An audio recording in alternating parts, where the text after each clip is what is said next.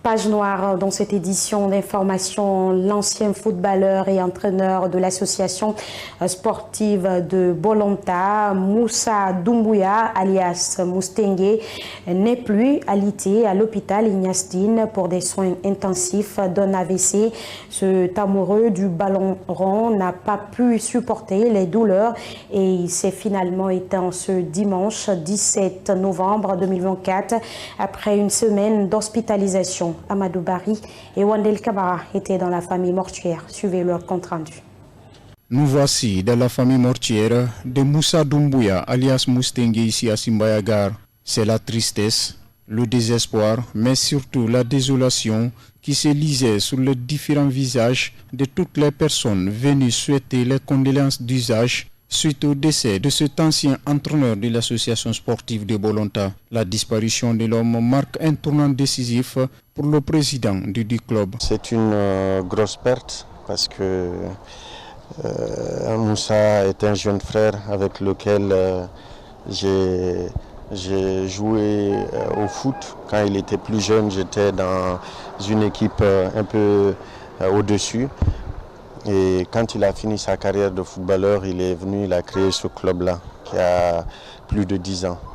Et puisque je me suis intéressé à la chose du foot et que j'ai été officiel, après mon mandat à la fédération, il est venu me demander de venir l'aider, l'épauler. Et donc c'est une grosse perte pour nous, pour le projet, pour les enfants qu'il encadre depuis plus de 10 ans, pour sa famille. Abdoulaye Blaise Sagno, l'ami intime de l'illustre disparu pour sa part, retient de cette figure emblématique sa générosité, son professionnalisme avec qui il a joué dans les différentes catégories. D'abord, depuis que nous étions en U7, catégorie U7 en 1994, il a été notre premier capitaine et jusqu'au senior, il a toujours été le capitaine. Ça veut dire beaucoup de choses parce qu'il était exemplaire, il était le plus doux parmi nous tous. Il ne se fâche jamais. Il ne s'est jamais battu avec quelqu'un. Voilà. Nous, on pouvait s'énerver, mais lui, il était toujours là, il se contrôlait. Il souriait avec tout le monde. On faisait tout ensemble. Depuis 1994 jusqu'à 2024, je suis avec lui.